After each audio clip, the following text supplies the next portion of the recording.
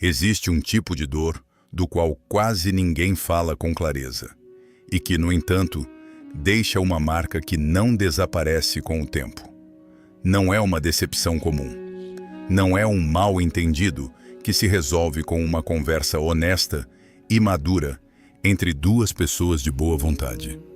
É algo muito mais específico, muito mais desconcertante, muito mais difícil de nomear, sem parecer exagerado ou ressentido. É o golpe que chega quando a traição vem exatamente da pessoa a quem você mais deu, aquela que você acompanhou nos seus momentos mais escuros, quando ela não tinha a quem recorrer, aquela que você incentivou quando ela não tinha forças para continuar sozinha, aquela que você apoiou com tempo, com energia, com recursos, com presença, quando o resto do mundo havia virado as costas para ela. Essa pessoa que, sem aviso prévio, sem explicação coerente e sem ao menos uma conversa que tentasse esclarecer o que havia mudado, decide se voltar contra você, que começa a te tratar como adversário, que usa contra você exatamente o que aprendeu estando próxima de você. Se você já ajudou alguém a se levantar e essa mesma pessoa terminou tentando te fazer cair, este conteúdo é para você. Não para alimentar a mágoa, não para justificar o afastamento por impulso, mas para oferecer algo muito mais valioso do que o conforto superficial. Compreensão real do que aconteceu, de por que aconteceu e o que fazer com isso a partir de agora. O que vamos explorar hoje pode soar duro, até perturbador em certos momentos, mas também é profundamente libertador, porque há verdades que doem precisamente porque são exatas, que incomodam precisamente porque tocam algo que já suspeitávamos mas que não queríamos confirmar. E esta é uma delas. Um estudo da Universidade de Michigan, publicado em 2013 no Journal of Experimental Social Psychology, encontrou algo que desafia completamente a intuição comum. Pessoas que receberam apoio significativo em momentos de vulnerabilidade demonstraram, em situações posteriores, taxas maiores de afastamento emocional e comportamento hostil em relação justamente àquelas que as haviam ajudado. Não em relação às que tinham sido indiferentes, não em relação às que tinham estado ausentes nos piores momentos, em relação às que estiveram lá, em relação às que abriram mão do próprio tempo e conforto para dar suporte. Os pesquisadores chamaram esse fenômeno de benefactor devaluation, a desvalorização do benfeitor. E os sábios judeus, há mais de 2000 anos, já haviam documentado exatamente esse padrão e dado um nome preciso a ele, porque já haviam observado com uma acuidade impressionante que a natureza humana não mudou tanto quanto gostaríamos de acreditar. Antes de entrarmos no coração dessa análise, preciso definir dois termos que vão aparecer com frequência ao longo desse conteúdo. Não os menciono por erudição. Os menciono porque eles carregam uma profundidade conceitual que o português comum não consegue replicar com a mesma exatidão, e porque entendê-los é parte essencial de entender o fenômeno que estamos examinando. O primeiro é Baal Gavá, que em hebraico significa literalmente dono do orgulho. No contexto do Talmud babilônico, especificamente no Tratado de Sotá, capítulo 4. E esse termo descreve a pessoa cuja identidade foi construída inteiramente sobre a necessidade de nunca se ver inferior a ninguém. Jamais, sob nenhuma circunstância. Não é simplesmente alguém orgulhoso no sentido cotidiano, alguém que tem uma alta opinião de si mesmo. É alguém para quem a percepção de dependência, a simples memória de ter precisado de outra pessoa, é, psicologicamente falando, uma ameaça existencial, uma ferida que não cicatriza, uma evidência que deve ser apagada a qualquer custo. O segundo termo é Qinat Sofrim, que aparece no Talmud babilônico, Tratado Bava Batra, fólio 21a. Literalmente significa a inveja dos escribas.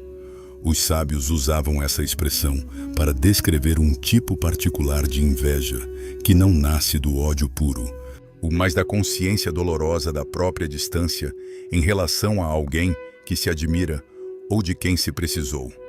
É a inveja que nasce não da maldade, mas da dor de quem se compara e sai perdendo nessa comparação repetidamente. Da dor de quem sente que você avançou enquanto ela ficou parada. Da dor de quem não consegue celebrar o seu crescimento, porque esse crescimento lembra a ela, todos os dias, o quanto ela ainda não cresceu. Agora, com esses dois conceitos como base, podemos fazer a pergunta central: por que alguém se volta contra quem a ajudou? A resposta curta: porque não consegue viver confortavelmente com a memória de ter precisado dessa ajuda. Porque essa memória é demasiado pesada para ser carregada com honestidade. E porque é muito mais fácil reescrever a história do que fazer o trabalho interior que a honestidade exigiria. A resposta longa é o que vamos construir juntos, mecanismo por mecanismo, com precisão e sem concessões ao que é mais confortável acreditar. O momento em que tudo começou a mudar, comecemos desde o início, desde o momento em que você começou a ajudar essa pessoa, porque é importante entender a dinâmica que existia antes para entender o que a rompeu depois. Havia uma estrutura implícita entre vocês dois. Você tinha recursos, estabilidade, clareza ou experiência que ela precisava. Ela estava atravessando uma fase difícil, financeira, emocional, profissional, pessoal ou alguma combinação de todas essas coisas. A relação funcionava dentro desse enquadramento e ninguém questionava as regras não escritas. Havia um equilíbrio silencioso, assimétrico, mas funcional. Você dava, ela recebia. Você tinha algo que ela precisava. E esse desequilíbrio, paradoxalmente, criava uma ordem que ambos conheciam e que, dentro de seus limites, mantinha a relação em seu lugar. O problema não estava nessa fase. O problema veio depois. Com o tempo, algo mudou. Você continuou avançando, continuou crescendo, construindo, investindo em si mesmo. Continuou desenvolvendo capacidades, acumulando experiência, abrindo novas possibilidades. E ela foi se estabilizando também. Saiu da crise, recuperou o equilíbrio, voltou a ter as condições que a fase difícil havia retirado dela. O que parece a conclusão mais feliz possível de uma história de apoio e generosidade genuína, o que deveria ser motivo de celebração para os dois. Mas não foi assim que ela viveu essa mudança. Para uma pessoa com a estrutura psicológica que vamos examinar, e o seu crescimento não foi experimentado como algo neutro ou positivo. Foi experimentado como uma ameaça, como um desequilíbrio novo, agora invertido, agora ainda mais incômodo do que o anterior. Porque antes, quando ela estava em dificuldade e você estava estável, havia ao menos uma narrativa que protegia o ego dela, a circunstância. As coisas estavam difíceis. Era uma fase. Qualquer pessoa passaria por isso. Mas agora que as circunstâncias haviam mudado e ela havia se estabilizado e você havia continuado avançando, a distância entre vocês já não podia ser explicada pela circunstância. Só podia ser explicada pelas escolhas, pelos investimentos, pela consistência. E essa explicação era insuportável de aceitar. O Talmud babilônico, no Tratado de Avot, capítulo 4, Mishnah 1, recolhe um ensinamento do Rabi Ben Zomar que diz: quem é rico e aquele que se contenta com o que tem. Quem é forte? Aquele que domina seus próprios impulsos. Quem é sábio? Aquele que aprende com todo o homem. Quem é honrado? Aquele que honra os outros. Esse ensinamento não é apenas uma reflexão espiritual bonita. É um diagnóstico preciso e implacável do que acontece quando alguém não desenvolveu essa fortaleza interior. Quando alguém não aprendeu a se contentar, a dominar os impulsos, a aprender com os outros sem se sentir diminuído por precisar deles. Essa pessoa começa a buscar nos outros, na aprovação dos outros, na comparação com os outros, no controle sobre os outros, a validação que não consegue construir por dentro. E é exatamente aqui que entra o primeiro mecanismo central que vamos examinar. Primeiro mecanismo: o ego ameaçado. Na terminologia talmúdica, e isso corresponde diretamente ao Baal Gavá em sua forma mais sutil e mais perigosa. Não o orgulho que se exibe abertamente, mas o orgulho que se esconde, que opera por baixo da superfície, que nunca se nomeia a si mesmo, mas que governa cada reação, cada interpretação, cada decisão relacional. Sua ajuda, por mais genuína que tenha sido, por mais pura que tenha sido a sua intenção, por mais cuidadoso que você tenha sido para não fazer a pessoa se sentir diminuída, enviou uma mensagem silenciosa que a mente dessa pessoa recebeu com uma clareza perturbadora. Uma mensagem que ela nunca verbalizou, talvez nunca tenha formulado conscientemente em palavras, mas que ecoou em algum lugar profundo, no lugar onde a autoestima guarda suas feridas mais antigas. Você não conseguiu sozinho. Você precisou de mim. Para alguém cuja autoestima está edificada sobre a imagem de autossuficiência, essa frase não é percebida como apoio. Não é percebida como afeto. É percebida como uma cicatriz permanente. Como uma evidência que persiste, que não some, que está ali sempre que ela olha para você, lembrando a ela de um momento em que não foi suficiente por conta própria. A doutora Jennifer Crocker, psicóloga da Universidade Estadual de Ohio, publicou em 2002 na revista Psychological Review um dos estudos mais importantes sobre esse fenômeno.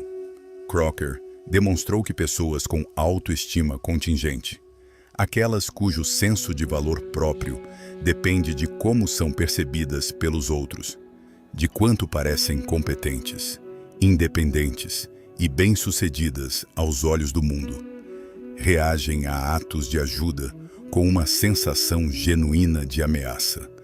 E especialmente quando essa ajuda implica que estiveram em uma posição de inferioridade em algum momento.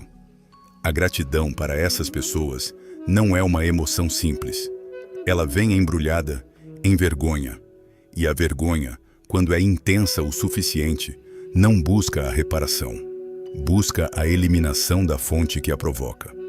A amígdala, o centro de resposta ao perigo no cérebro, ativa a mesma cascata hormonal diante de uma ameaça física e diante de uma ameaça à imagem própria. Neurologicamente, sentir-se em dívida pode ser processado com a mesma urgência de um ataque real. O corpo não distingue entre o leão na savana e a lembrança humilhante de haver pedido ajuda. A resposta é a mesma: fuga ou ataque. E como a fuga já não é possível, porque a relação existe, porque a história existiu, porque os fatos são os fatos. O ataque se torna a única saída que o sistema nervoso consegue encontrar. O Zohar, no segundo volume, na seção conhecida como Parashat Mishpatim, fólio 95a, descreve esse mecanismo com uma imagem que permanece na memória muito depois de ser lida. Aquele que não consegue receber a luz do bem, sem sentir escuridão em si mesmo, busca apagar a luz para não ver a própria sombra. A pessoa que se volta contra o benfeitor não age, na maioria dos casos, a partir de maldade calculada e consciente. Age a partir de um medo muito específico, o medo do próprio reflexo. Você se tornou um espelho que mostra algo que ela não consegue tolerar ver. E há pessoas que, diante dessa impossibilidade, preferem quebrar o espelho a enfrentar o que ele mostra. Não porque sejam monstros, mas porque o trabalho de se olhar honestamente é o trabalho mais difícil que existe. E nem todos estão dispostos ou preparados para fazê-lo. Segundo mecanismo, a aversão à dívida emocional. Existe na tradição judaica um conceito que vai muito além da gratidão casual, muito além do obrigado dito por educação social. Esse conceito se chama Hakarat Hatov, que significa literalmente reconhecimento do bem. A gratidão ativa, a obrigação moral e espiritual de reconhecer o que os outros fizeram por nós, de tornar esse reconhecimento visível, de não deixar que o bem recebido se dissolva na conveniência da memória seletiva.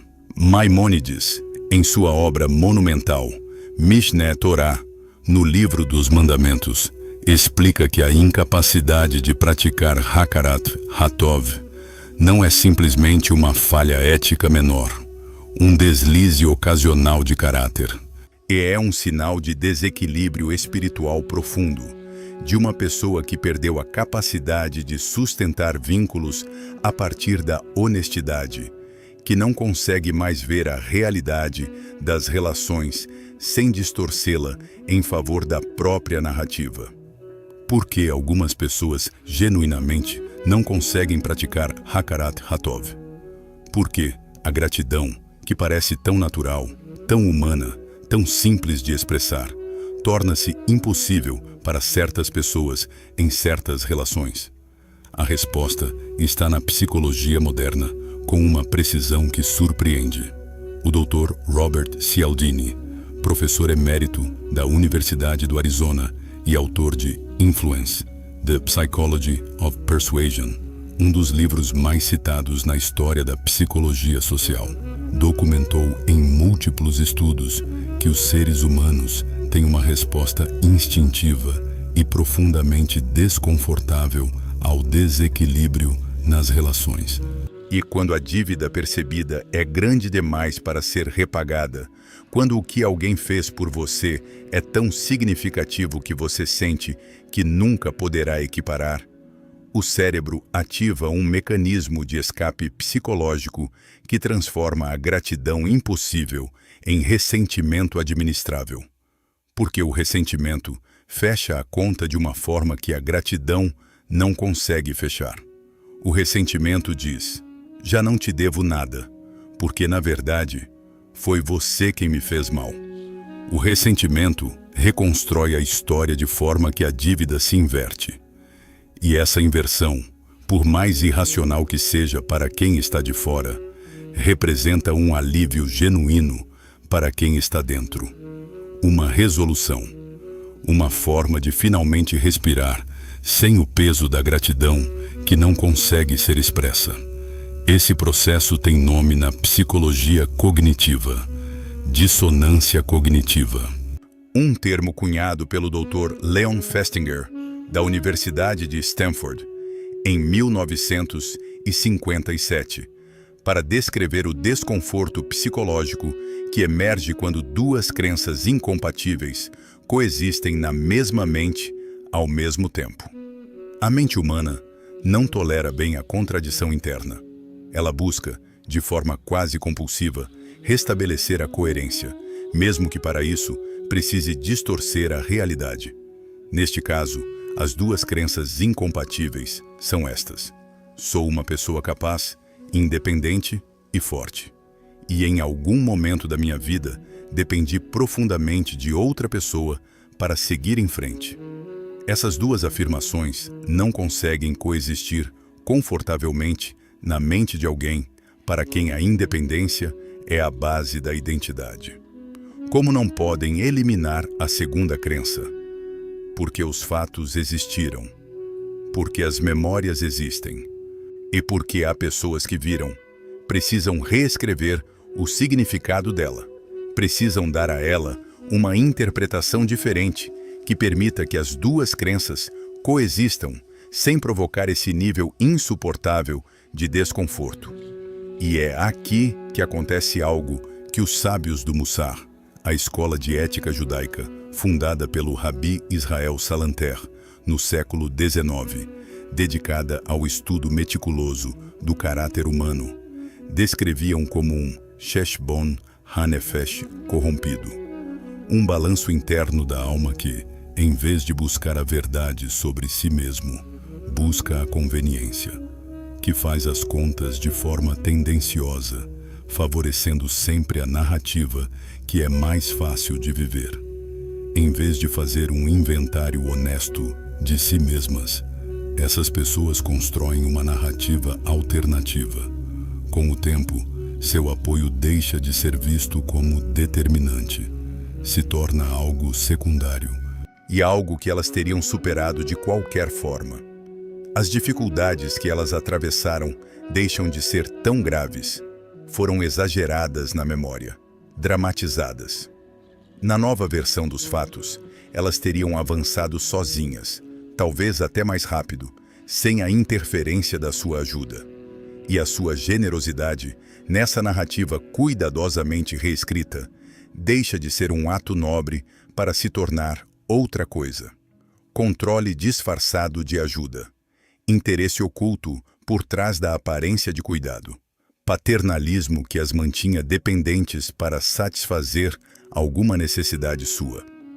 Uma suposta intenção de dominá-las, de mantê-las pequenas, de se sentir superior através da posição de benfeitor.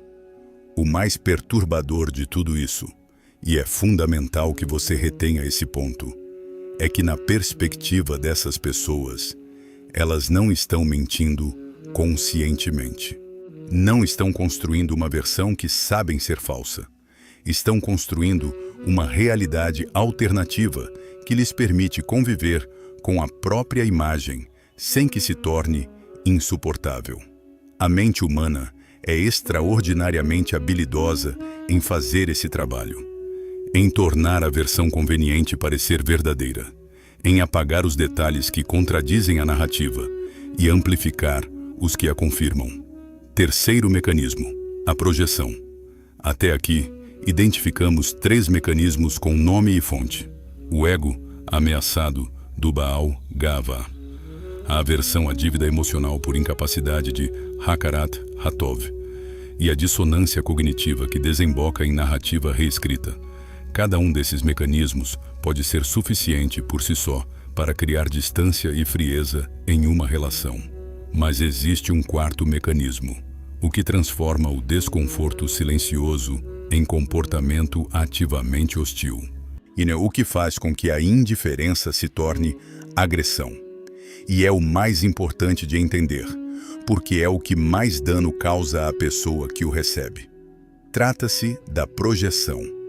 Um conceito que na psicologia moderna foi sistematizado por Sigmund Freud, mas que na tradição judaica aparece descrito com precisão desconcertante séculos antes, sob a figura do Lashon Hara, que no Talmud babilônico, tratado Arashim, fólio 15b, é descrito como o discurso que destrói 3 pessoas simultaneamente: quem fala, quem ouve e de quem se fala. 3 destruições pelo preço de uma palavra.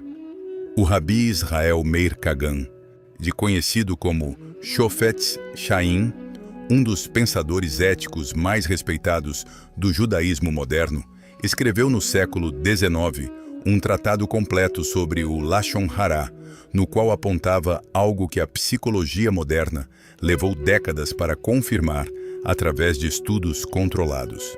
As pessoas falam mal dos outros, principalmente quando não conseguem tolerar algo de si mesmas. O discurso que destrói o outro nasce, na maioria das vezes, de algo que a pessoa não consegue enfrentar em si própria. A projeção funciona de uma forma que, uma vez entendida, torna-se impossível de não reconhecer. A pessoa que se envergonha de ter precisado de você que sente vergonha daquele período vulnerável de sua vida, que sente vergonha de ter sido vista em fragilidade, o que sente vergonha de que você sabe o que ela viveu. Não consegue conter essa vergonha internamente porque ela é demasiado intensa. A capacidade de tolerar a vergonha tem um limite, e quando esse limite é ultrapassado, a mente busca uma saída. A saída mais comum, a mais automática, a que exige menos esforço, é a externalização, lançar a vergonha para fora, projetá-la em outra pessoa.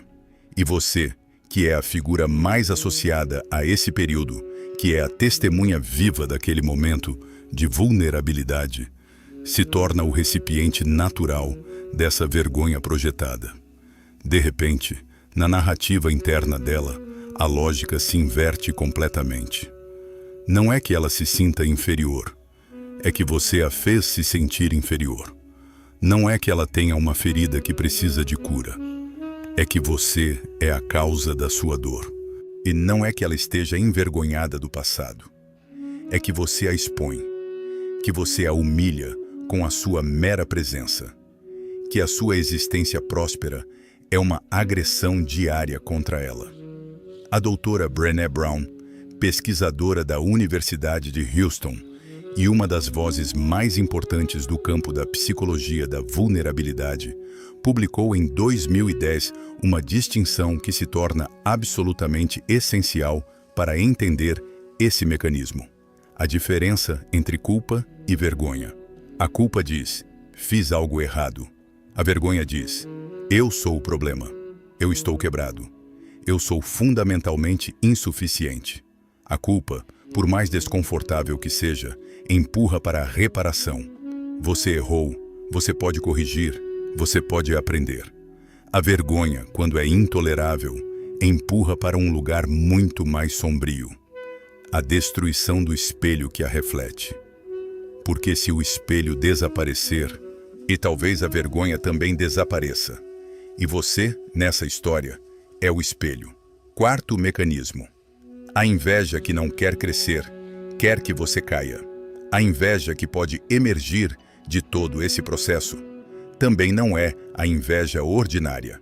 Essa que, no fundo, quando ainda tem alguma saúde, inspira a crescer, a melhorar, a alcançar o que o outro alcançou. Essa inveja ainda tem uma função útil. Ainda pode ser transformada em combustível para o desenvolvimento. O que o Talmud descreve sob o termo Qinat, sofrinha em sua versão distorcida, corrompida, destituída de virtude, é algo qualitativamente diferente. É uma inveja que já não deseja ter o que o outro conquistou, que já não consegue se inspirar no sucesso alheio, porque esse sucesso deixou de ser inspirador e passou a ser ameaçador, e que já não aspira a crescer até o nível do outro. Aspira que o outro desça até o nível que ela atribuiu a si mesma. Uma inveja que não quer mais, mas que quer que você tenha menos. O Dr. Richard Smith, psicólogo da Universidade de Kentucky, publicou em 2013 seu livro The Joy of Pain, no qual documentou com extensão o fenômeno do Schadenfreude, o prazer sentido diante da dor e do fracasso alheios, e demonstrou algo que é particularmente relevante para o que estamos examinando. Esse prazer aparece com maior intensidade não entre estranhos, não entre inimigos declarados, mas precisamente entre pessoas que têm uma relação prévia marcada por competência implícita ou dívida emocional não resolvida. Ou seja, entre pessoas que te conhecem, que estiveram próximas, que sabem o que você conquistou e de onde você veio, o seu progresso. Nesse estado mental específico, deixa de ser algo neutro que ela observa à distância. Torna-se uma presença ativa e insuportável. Cada avanço seu é um espelho que ela preferiria não ter. Cada conquista sua é uma evidência de uma distância que ela não sabe como explicar de forma que a proteja. E ver você cair, perder algo, fracassar em algo, passar por dificuldade, pode gerar nelas, de forma tortuosa e perturbadora, uma sensação momentânea de alívio, de equilíbrio restaurado. Como se o universo tivesse finalmente corrigido uma injustiça. Não porque sejam necessariamente pessoas malvadas em sua essência mais profunda, mas porque estão presas em um conflito interno que não sabem como resolver, que não têm as ferramentas para enfrentar e que produz uma dor que precisa ir para algum lugar. E você, sem querer e sem ter feito absolutamente nada para merecer esse papel, se tornou a peça mais incômoda desse conflito. A figura que representa, pela sua simples existência e desenvolvimento, tudo aquilo que elas não conseguem olhar diretamente em si mesmas. Os sinais que estavam lá muito antes do golpe final. Chegamos agora a um ponto que para muitas pessoas que estão ouvindo isso, vai ativar uma memória específica. Aquele momento em que, olhando para trás, você consegue ver exatamente o sinal que estava ali e que você preferiu não ver. Ou que viu, mas interpretou de outra forma. Ou que viu e sentiu, mas para o qual não tinha ainda as palavras. A questão que provavelmente já se formou na sua mente é: como eu poderia ter visto isso antes? Existem sinais precoces, avisos que aparecem muito antes do golpe final? A resposta é sim. Sempre há sinais. O problema não é a ausência dos sinais, é que a nossa própria generosidade, o nosso investimento emocional na relação, a nossa esperança genuína de que o vínculo é o que parece ser, nos torna seletivamente cegos. Vemos o que queremos que seja verdade. E quando finalmente não podemos mais sustentar essa visão, o impacto é duplo. A traição em si e a percepção de que as pistas estavam lá muito antes de agirmos com base nelas. O Pirkei Avot, no capítulo 2, Mishnah 4, recolhe um ensinamento do Rabi Hillel que diz: não confies em ti mesmo até o dia da tua morte, e não julgues o teu próximo até te colocares no lugar dele. Esse ensinamento tem duas leituras simultâneas. A primeira é a habitual, a da humildade e da empatia, do cuidado antes do julgamento. A segunda, menos explorada, mas igualmente importante, é a da vigilância ativa. E não confie cegamente, nem mesmo nas tuas próprias percepções sobre os vínculos que te cercam. O otimismo relacional também pode ser uma forma de auto-engano. A generosidade pode coexistir com a discernimento, e é esse equilíbrio que precisamos cultivar. Os sinais de alerta aparecem em padrões reconhecíveis, que valem ser nomeados com precisão, para que você possa identificá-los quando se apresentarem novamente, porque se apresentarão em outras relações, com outras pessoas, e a capacidade de reconhecê-los cedo é uma das habilidades mais protetoras que existem. O primeiro padrão é a comunicação seletiva e utilitária. Essa pessoa só te procura quando precisa de algo. A relação existe exclusivamente em momentos de crise, de demanda, de necessidade dela. Quando você está bem, quando não tem um recurso imediato a oferecer. É quando não há nada que ela precise de você naquele momento específico. Ela desaparece, não de forma dramática, não com uma ruptura explícita, mas com uma ausência gradual, com respostas que demoram mais, com encontros que nunca se concretizam. E quando a próxima necessidade surge, ela volta, com a mesma naturalidade de quem nunca esteve ausente. Isso não é um vínculo genuíno. É uma transação utilitária, com aparência de amizade. O segundo padrão é a reação morna, forçada ou rapidamente desviada diante das suas boas notícias. Quando você compartilha uma conquista, uma promoção, um projeto concluído, uma relação que está indo bem, um objetivo alcançado, e a resposta é escassa em entusiasmo, claramente forçada, ou rapidamente desviada para outro assunto, você está recebendo informação importante. O Talmud babilônico, no Tratado Berachó, no fólio 5b, ensina que o amor verdadeiro se reconhece nos momentos de alegria alheia, não apenas nos de dor. Qualquer pessoa consegue estar presente quando você está sofrendo. Isso não é necessariamente amor. Pode ser interesse. Pode ser necessidade de se sentir útil. Pode ser simplesmente que o sofrimento alheio não ativa a ameaça interna.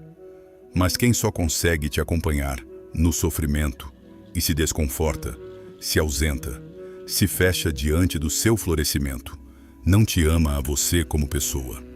Ama a versão de você que lhe é útil, familiar, administrável.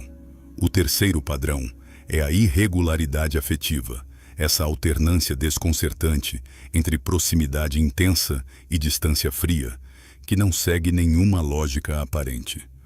Um dia de calor genuíno, 3 dias de silêncio, uma semana de afeto, um mês de indiferença, uma conversa que parece reestabelecer tudo, em seguida de um recuo que apaga o que havia sido construído.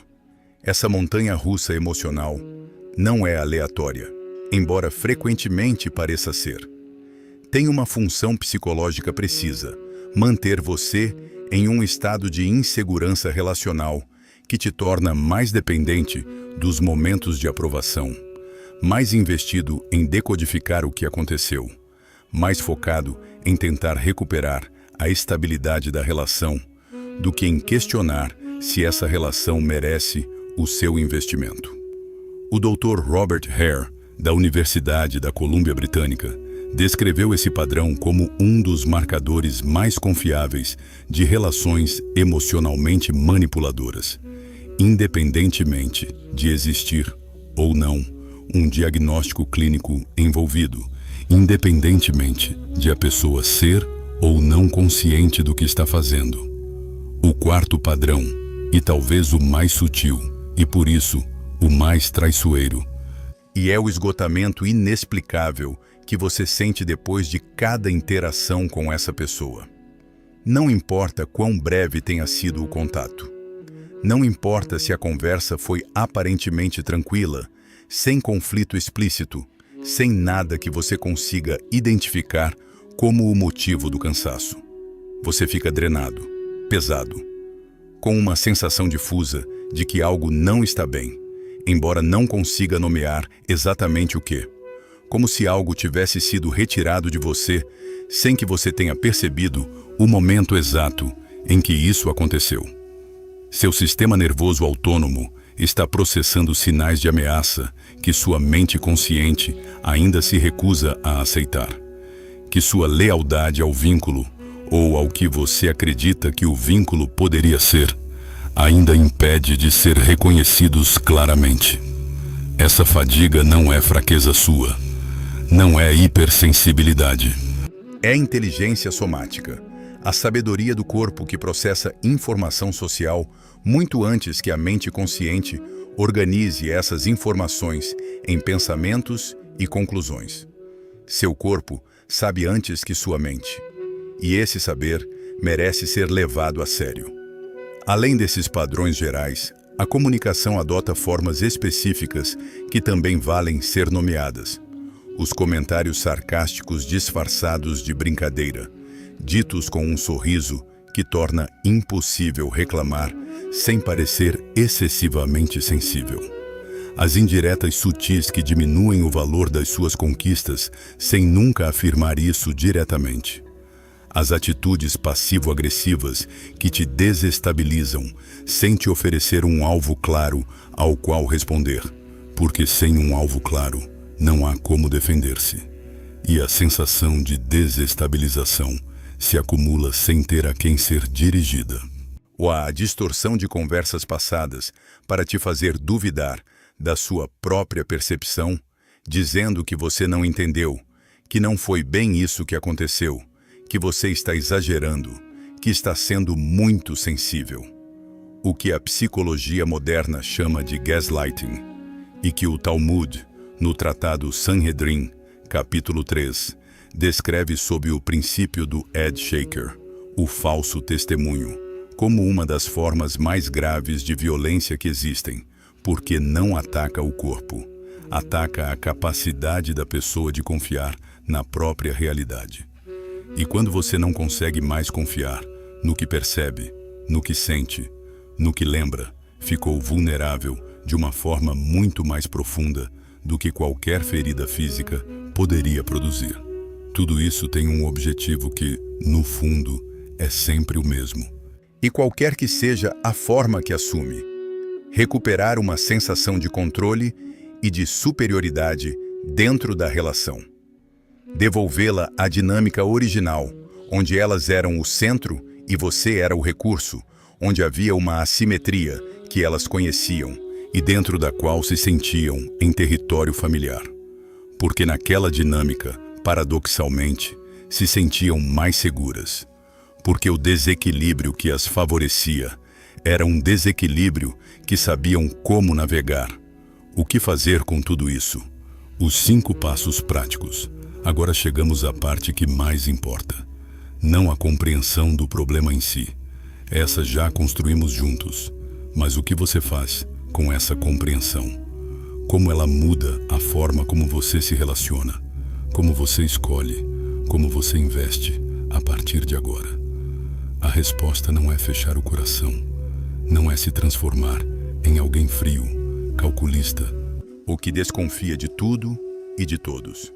Não é deixar de ser generoso, porque a generosidade que você tem é parte do que há de mais valioso em você. E seria uma tragédia deixar que a experiência de uma relação destrutiva roubasse isso de você. O Mussar, essa tradição de ética prática judaica, ensina que a virtude não está nos extremos, nem na ingenuidade irrestrita, nem na frieza defensiva, mas no equilíbrio consciente, na atenção vigilante que o Rabi Moisés Chaim Luzzatto descreveu no século XVII em Mesilat Yesharim como o estado de Zehirut, não a paranoia, não a suspeita permanente, a atenção, o discernimento ativo, a diferença entre ver o mundo como ele é e ver o mundo como gostaríamos que fosse. O primeiro passo prático é o que podemos chamar de distinção fundamental entre ajuda e resgate. São coisas que parecem iguais na superfície, mas que produzem consequências radicalmente diferentes. Ajuda é oferecer suporte a alguém que está construindo ativamente a própria capacidade de se sustentar. Alguém que recebe o apoio, usa-o como andaime temporário e continua edificando algo seu. Alguém que, com o tempo, precisa menos de você, não porque a relação esfriou, mas porque cresceu. Resgate é outra coisa. É se substituir permanentemente como sistema de suporte de alguém que não tem incentivo, e muitas vezes nem intenção, de desenvolver a própria capacidade. É uma presença que não libera, que não fortalece, que cria uma dependência que, com o tempo, se torna pesada para os dois lados. E que, como vimos, frequentemente se transforma em ressentimento. O Talmud babilônico, no Tratado Shabat, fólio 50a, recolhe o princípio de que ensinar alguém a se virar por si mesmo é superior a qualquer forma de ajuda material isolada. Dar o peixe resolve a fome do dia. Ensinar a pescar cria dignidade que dura a vida inteira. E a dignidade, ao contrário da dependência, não gera ressentimento. Quem aprende a pescar não precisa de você para se alimentar. E por isso, pode se relacionar com você sem o peso da dívida que nunca consegue pagar. O segundo passo é um dos mais difíceis para pessoas genuinamente generosas e exige uma honestidade que pode ser incômoda. Separar a sua autoestima da sua função de cuidador. Muitas pessoas profundamente generosas, sem necessariamente estar conscientes disso, construíram parte significativa de sua identidade sobre a base de serem necessárias para os outros, serem o ponto de apoio, o pilar, de a pessoa para quem os outros recorrem. E isso não é necessariamente patológico, pode nascer de um lugar genuinamente belo, de uma capacidade real de cuidado, de uma sensibilidade que é uma dádiva. Mas quando o senso de valor pessoal fica atado à necessidade que os outros têm de você, quando você só se sente plenamente seguro quando alguém depende de você, você tende a atrair precisamente as pessoas que não conseguem se relacionar a partir do equilíbrio, porque o equilíbrio, para elas, ativaria o desconforto que já examinamos, enquanto a dependência, paradoxalmente, lhes oferece uma sensação de segurança. O Dr. John Bowlby, em sua teoria do apego desenvolvida na Universidade de Londres entre 1960 e 1980, e descreveu como certos padrões de criação produzem adultos que só se sentem verdadeiramente seguros no papel de cuidador.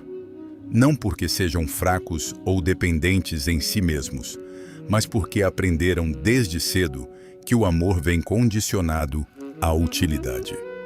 Que ser amado e ser útil são a mesma coisa.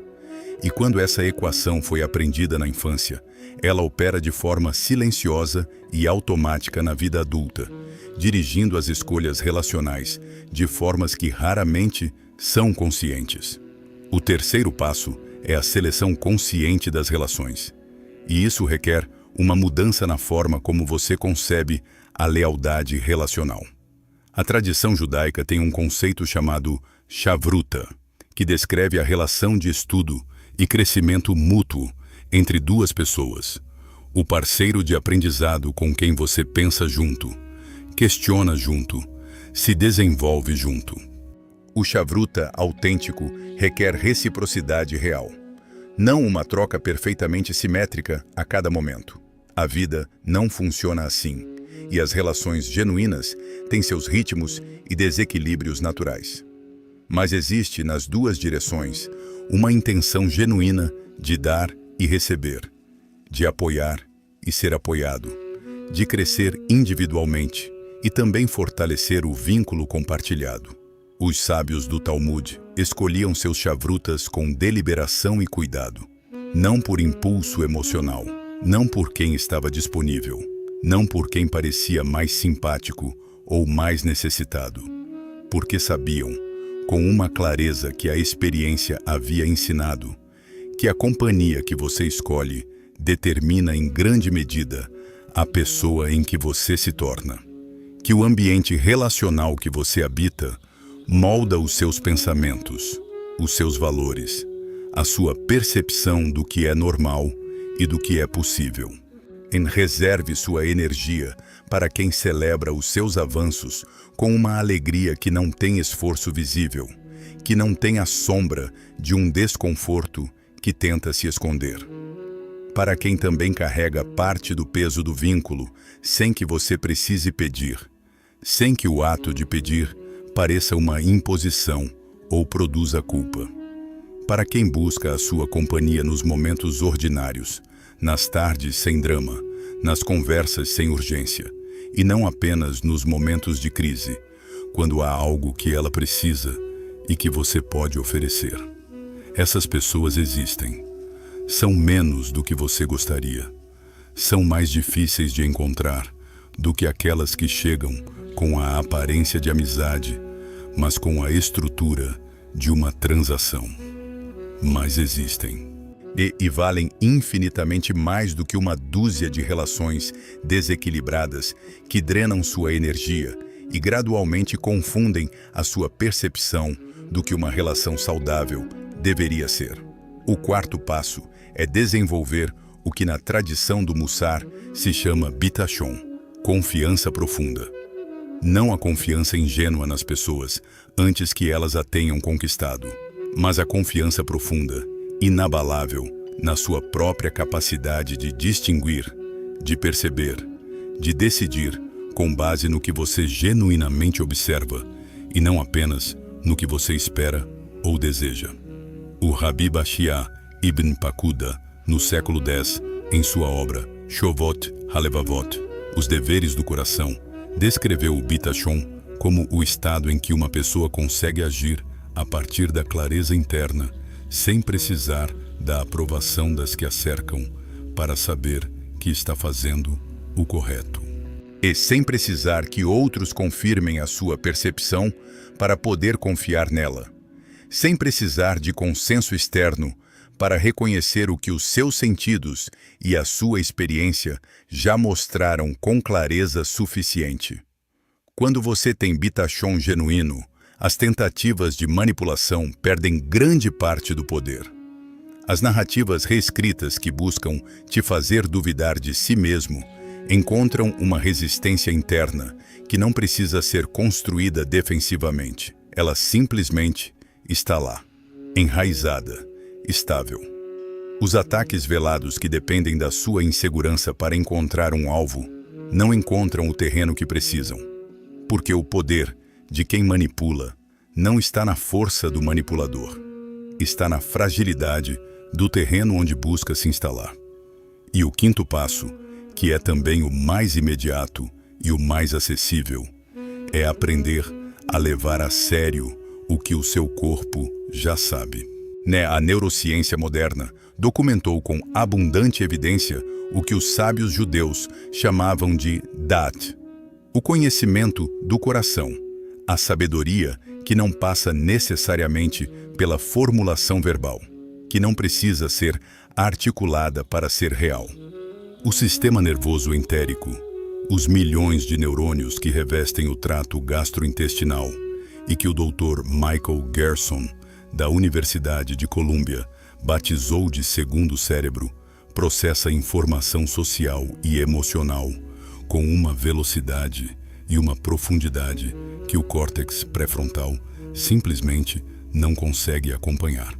O corpo sabe antes da mente. O corpo percebe antes que a mente tenha palavras para o que percebeu. Quando você sente aquele peso inexplicável no peito depois de falar com alguém. Quando você sente aquele nó no estômago na presença de uma pessoa específica e sem conseguir identificar o motivo. Quando você sai de um encontro sentindo que algo foi tirado de você, mesmo que a conversa tenha transcorrido sem conflito aparente, não desqualifique isso como exagero ou hipersensibilidade. Isso é informação. Informação que o seu sistema nervoso coletou e processou com base em dados reais, mesmo que você ainda não tenha conseguido organizar esses dados de forma consciente. Use essa informação. Ela tem valor. Ela tem precisão. E ignorá-la repetidamente tem um custo que se acumula. O que a sabedoria judaica realmente diz, e o que ela não diz antes de encerrar, preciso desfazer um equívoco que circula com frequência, que parece uma conclusão razoável, mas que representa uma distorção do que estamos examinando. Muitas pessoas, ao ouvir que alguém se voltou contra o próprio benfeitor, ao compreender os mecanismos que descrevemos, chegam a uma de duas conclusões. A primeira, então, não deveria ter ajudado. A segunda, ainda mais perigosa, a bondade é uma fraqueza que o mundo explota. Portanto, é melhor fechá-la. Ambas são distorções. Ambas representam uma resposta extrema que troca um problema por outro. O Talmud babilônico, no Tratado Gittin, fólio 61a, estabelece o princípio de Darkei Shalom, os caminhos da paz, e ordena explicitamente sustentar os pobres e necessitados, independentemente de sua origem ou fé, porque fazê-lo é parte da ordem moral do mundo. A tradição judaica nunca propõe o fechamento do coração como resposta à complexidade humana. Propõe a inteligência do coração, que é uma coisa fundamentalmente diferente. Não é dar menos, é dar com consciência. É distinguir, com a clareza que o discernimento maduro oferece, entre quem consegue receber generosidade, sem que ela produza ressentimento, e quem, neste momento da sua vida, ainda não tem a maturidade emocional para receber cuidado, sem que o cuidado se transforme, com o tempo, em dívida insuportável e em hostilidade. E essa distinção não é arrogância, não é julgamento, é cuidado, tanto em relação a outra pessoa, que talvez não precise de mais dependência, mas de mais responsabilidade própria, quanto em relação a você, que tem uma vida, uma energia, um tempo que merecem ser investidos onde produzem conexão verdadeira. O Pirkei Avot, no capítulo 1, Mishnah 6, recolhe o ensinamento do Rabi Yehoshua ben Peraquia. Arranja um mestre para ti, adquire um amigo e julga todo homem favoravelmente. Julgar favoravelmente não significa negar o que você observou com os próprios olhos. Não significa reinterpretar a evidência para torná-la mais palatável. Significa compreender o mecanismo antes de concluir sobre a pessoa. Significa entender que quem se voltou contra você não é necessariamente um monstro. É alguém com limites emocionais muito específicos, com feridas que ainda não foram capazes de curar, com uma estrutura psicológica que produziu esse comportamento como o único que naquele momento pareceu possível. Isso não justifica o comportamento, não o torna aceitável. Não significa que você precisa permanecer exposto a ele, mas significa que você pode entendê-lo sem precisar carregá-lo como uma sentença sobre você. A verdade que finalmente liberta. Quando alguém não consegue administrar o seu apoio sem se voltar contra você. E isso não mede o seu valor, mede os limites dela. A incapacidade de tolerar a gratidão. A incapacidade de conviver com a dívida emocional sem transformá-la em ressentimento. A incapacidade de olhar para o espelho sem querer quebrá-lo. Isso não é uma sentença sobre quem você é. É um diagnóstico preciso e honesto de até onde chega a capacidade relacional dessa pessoa neste momento da vida dela. Isso dói. E está tudo bem que doa. A dor que você sente diante dessa realidade não é fraqueza, é honestidade. É o sinal de que você investiu de verdade, que você se importou de verdade, que você esteve presente de verdade, e que a perda disso é real, independentemente das razões que a produziram. E a honestidade, na tradição judaica, se chama Emet, e é considerada um dos 3 pilares sobre os quais o mundo repousa. Segundo o Pirkei Avot, capítulo 1, e Mishnah 18. O mundo repousa sobre 3 coisas: a verdade, a justiça e a paz. Sua verdade, aquela que reconhece o que você viveu sem exagerar para se fazer de vítima e sem minimizar para parecer forte, é o primeiro pilar da sua reconstrução. É dali que tudo o mais pode ser edificado. Agora, antes de encerrar, quero que você faça uma pausa real. Não uma pausa rápida, uma pausa honesta. Olhe para as pessoas que fazem parte da sua vida neste momento. Amizades, família, companheiros de caminho, colegas com quem você tem uma relação que vai além do profissional. E faça a si mesmo estas perguntas, com a mesma frieza afetiva que um bom médico usaria ao analisar um exame clínico importante, sem apego ao diagnóstico que gostaria de ouvir, aberto ao que os dados realmente mostram.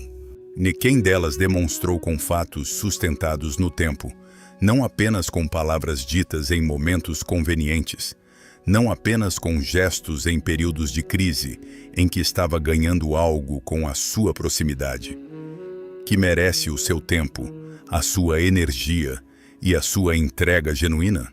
Quem celebra os seus avanços com uma alegria que não tem esforço visível, que não tem a sombra de um desconforto tentando se esconder atrás de um sorriso? Quem carrega parte do peso do vínculo sem que você precise pedir? Sem que pedir, produz a culpa ou seja recebido como uma imposição. Quem está presente quando você é quem precisa de apoio, não de forma performática, mas de forma real, com atenção e com tempo. E quem, se você fizer o exercício com honestidade completa, aparece principalmente quando tem algo a ganhar com a sua presença, com os seus recursos e com o que você pode oferecer naquele momento específico. As pessoas que sobreviverem a esse exame são as que realmente contam. É lá que a sua energia floresce em vez de ser drenada. É lá que a sua generosidade se torna conexão verdadeira, crescimento compartilhado, alegria que se multiplica em vez de se transformar em combustível para o ressentimento de alguém que não sabe como recebê-la.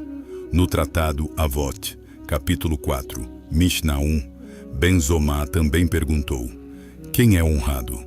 Aquele que honra os outros. Mas honrar os outros, no sentido mais profundo e mais exigente da tradição judaica, não significa se entregar sem discernimento a quem quer que estenda a mão. Significa reconhecer no outro a sua dignidade e responder a partir da sua. Significa tratá-lo como alguém capaz de crescer, de desenvolver os próprios recursos, ou de construir a própria vida, não como alguém que precisa ser resgatado indefinidamente. A sua dignidade não está em quanto você deu. Não se mede pelo volume da generosidade que você distribuiu ao longo dos anos. Está na clareza com que você escolhe, a partir de hoje, a quem e como vai continuar dando. Está na consciência com que você seleciona onde investir o que tem de mais precioso: o seu tempo, a sua atenção, a sua energia, o seu cuidado genuíno. Isso é o que esse conhecimento coloca nas suas mãos. Não amargura, não o fechamento que transforma a experiência da traição em uma armadura que impede tudo, inclusive as relações que valem a pena. Não a desconfiança automática que trata todo mundo como uma ameaça em potencial.